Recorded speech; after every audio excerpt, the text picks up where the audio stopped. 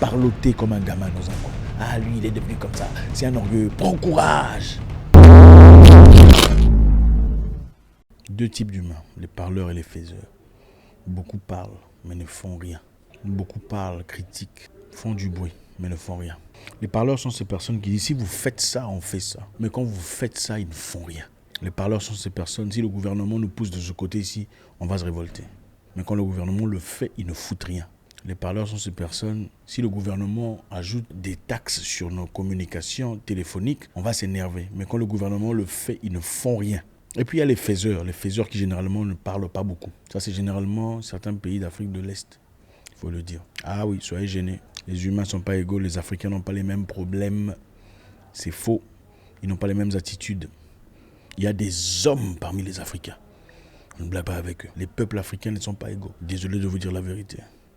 Les problèmes de chez vous ne sont pas nécessairement des problèmes de chez eux. Absolument pas. Il y a les parleurs et les faiseurs. Souvent là où vous trouvez les parleurs, il n'y a pas trop de faiseurs. Surtout les insulteurs, il n'y a pas trop de faiseurs. Soyez un faiseur, pas un parleur. Un vrai homme, c'est un faiseur. Quand il dit quelque chose, il le fait. Il y a ces endroits ici. Je veux te faire ça, je veux te faire ça, je veux te taper, je veux te... tout ça. Mais quand il arrive le moment, il ne fout rien. Quand tu dis, bon, battons-nous, il ne fout rien. Et puis il y a ces endroits où s'ils sortent la machette, le sang va couler. S'ils sortent le fusil, le sang va couler. Les Zoulous, quand ils sortent leur machette, le sang va couler.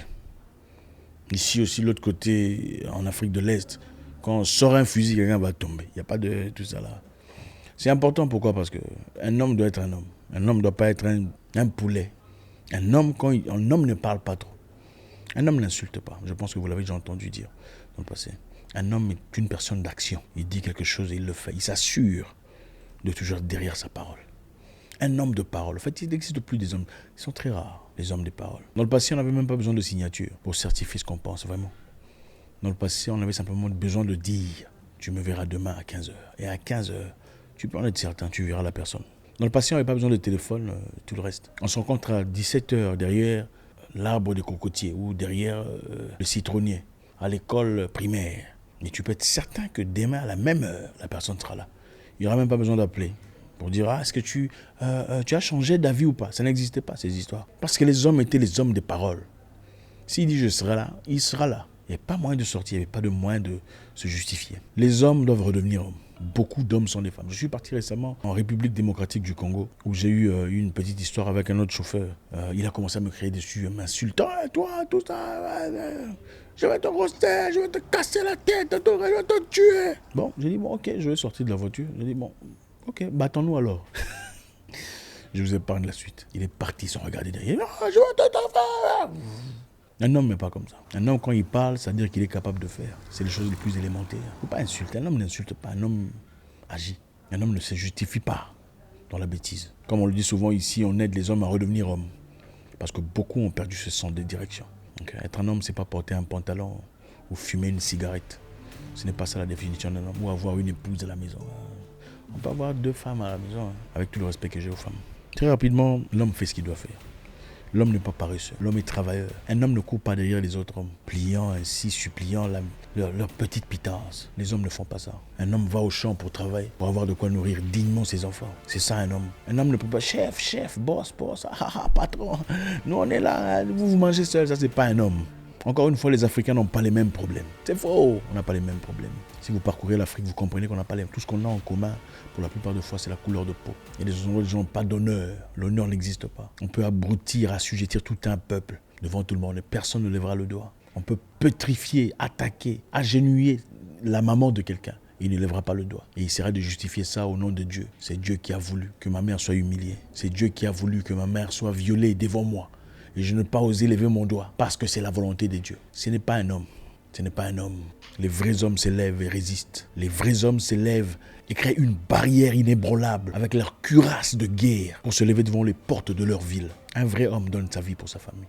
Si tu meurs pour ta famille, tu es mort grand.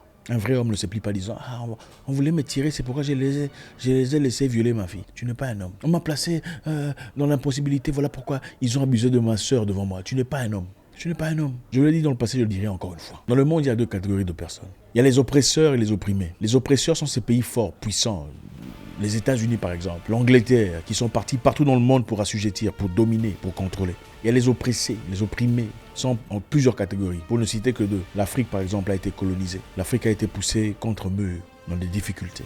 Mais il y a aussi d'autres personnes. Les Afghans, par exemple. Parmi les opprimés, il y a deux catégories. Il y a les opprimés soumis et les opprimés insoumis. Les oppressés soumis et insoumis, ils ne sont pas égaux. Les soumis sont les Africains en général.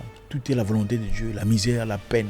Le gouvernement hausse le prix de Internet, c'est la volonté de Dieu. Le gouvernement hausse le prix de la télécommunication, c'est la volonté de Dieu. On ne peut rien faire, toute l'autorité vient de Dieu. Les soumis.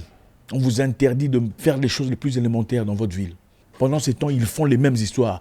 C'est la volonté de Dieu, toute est autorité de Dieu. Les soumis. Les soumis sont des esclaves parfaits. Les soumis sont ceux-là qu'on prend en otage. On les impose les situations inacceptables. Et puis il y a les opprimés insoumis. Les insoumis opprimés sont les Afghans. Ils n'acceptent pas, peu importe les conditions dans lesquelles vous les placez. Après 20 ans d'oppression, les États-Unis affoutent. C'est ça les insoumis. Il ne faut pas pleurnicher, oh non, l'Europe, l'Occident, non, vous êtes faibles. Les hommes forts ne font pas ça. Les insoumis sont les Maliens qui se sont levés comme un seul homme pour leur avenir.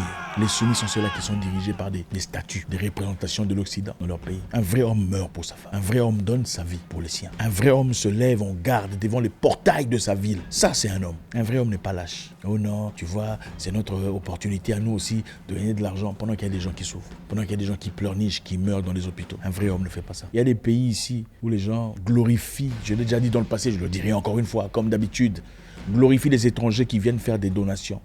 Ils vont à l'hôpital et libérer quelques malades au nom de la sympathie. Ok, madame, vous avez fait des enfants, vous n'arrivez pas à sortir, comme on le fait souvent dans certains hôpitaux en Afrique. On vous garde en otage. Un certain monsieur, des messieurs étrangers, ou peu importe, viennent donner des trucs pour sortir les gens des hôpitaux. Et vous glorifiez ces personnes en disant « Ah, c'est quelqu'un de bien ». Mais cette énergie, pourquoi vous ne l'utilisez pas pour mettre la pression sur le gouvernement ? Assume ses responsabilités. C'est ça ce qu'un vrai homme fait. Un vrai homme n'est pas derrière quelqu'un en train de glorifier ce qu'il a fait pour ses intérêts personnels. Rares sont ces personnes qui font les choses bien, sans intérêt. La plupart de ces personnes qui font ces éléments, c'est très bien contrôlé. C'est après avoir méticuleusement inspecté votre société. Après avoir méticuleusement inspecté votre société. Ils ont compris que vous êtes tellement abrutis qu'il s'agit de vous. Il suffirait de vous faire quelques petits cadeaux ici et là. Prendre un petit enfant ici et là, l'envoyer à l'école et puis vous êtes là en train d'applaudir. Et bientôt, il deviendra président de votre république. Ah oui! Un vrai homme, encore une fois, meurt pour sa famille. Il sacrifie son sang pour les siens. Un vrai homme refuse l'oppression. Il se lève comme un homme. Il dit « Assez, je donnerai ma vie au nom de la liberté ». Un vrai homme meurt debout, avec tout son honneur, pas courbé comme un mouton. Parce que peu importe qui tu sois, nous mourrons tous. C'est la fin. La fin est inévitable. Ça arrivera à tout le monde. La fin arrivera à ceux qui sont cachés dans les maisons, s'accrochant à la vie. La fin arrivera aussi à ceux qui sont sur le terrain, se battant, luttant pour la liberté. Les hommes forts créent des moments paisibles. Les moments paisibles créent des hommes faibles. Les hommes faibles créent des moments forts, des moments difficiles. Les hommes forts créent des moments paisibles. Les moments paisibles créent des hommes faibles. Les hommes faibles créent des moments difficiles. Et les moments difficiles créent des hommes forts. C'est ça malheureusement. Nous traversons un moment où il y a beaucoup d'hommes faibles. Beaucoup d'hommes faibles, mais qui ne sont que forts quand il faut ébranler les hommes forts qui essaient de s'élever et d'élever la nation. Retrouvons notre masculinité. Le message d'aujourd'hui était un message totalement différent. Mais en vertu de l'esprit qui m'anime, je vous encourage aujourd'hui à redevenir homme, à revoir les choses en face. Vous avez un problème avec quelqu'un, parlez-lui en face. Approchez la personne. Qu'est-ce qui t'est arrivé? Pourtant, nous étions bien. C'est ça un homme. Ah, lui, il ne m'appelle pas, je ne l'appelle pas. Tu es une femme. Désolé les femmes, avec tout le respect. Je suis désolé. Si vous êtes gêné, je m'en fous. Un homme ne réagit pas comme ça. Un homme, quand il dit « je t'appellerai à 15h pour te remettre ton argent », il t'appelle à 15h pour te remettre ton argent. Je le ferai le dimanche. Le dimanche, il le fait. Pas d'excuses. Pas besoin de le rappeler pour lui dire « mon cher, tu me dois de l'argent ». C'est ça un homme. Et un homme, quand il est en difficulté, peu importe sa promesse, il a le courage de te rappeler au téléphone pour te dire « mon cher, je t'ai promis de m'acquitter aujourd'hui, mais je suis en difficulté. Je te prie de m'accorder un peu plus de temps. Je m'assurerai de faire ce que j'ai promis de faire. » Redevenons des hommes. Arrêtez de supplier, de quémander, de mendier. Beaucoup de gens m'ont haï parce que je dis la plupart des gens sont des mendiants. Un mendiant en difficulté, c'est une autre chose. Un mendiant volontaire, c'est une personne malade mentale. Je répète, un mendiant en difficulté sociale est une chose. Un mendiant volontaire sont ceux qui sont dans les bureaux, ceux qui sont en train de faire des choses pour avoir des petites pitances venant d'hommes exactement comme eux. Ce sont des gens malades dans la tête. Un homme normal ne vit pas de la mendicité. Et la plupart des mendiants aujourd'hui sont des gens en cravate. Des mendiants. Tout ce qu'ils font, c'est mendier. Chef, boss, cette histoire-là. Améliorez votre société. Soyez des hommes pour Réclamez vos droits. Et arrêtez de supplier les mêmes personnes qui pillent vos pays, disant chef, boss, c'est lui qui nous aide. Non! Le pays a tout ce qu'il faut pour aller de l'avant. Tout ce qu'il faut pour progresser. Mais vous êtes là à mendier. Comme des... Incroyable. Et à torpiller toutes ces personnes qui se lèvent, essayant d'impulser une certaine positivité. Pendant que tout le monde est noyé dans les danses, la comédie et l'aboutissement. Où sont les hommes? Les hommes respectables, les hommes dignes, ces hommes intelligents censés parler. La triste nouvelle est que ceux qui ont le courage de parler, même sur Internet, sont les plus abrutis pour la plupart des cas. Les hommes intelligents sont là, très muets, très calmes.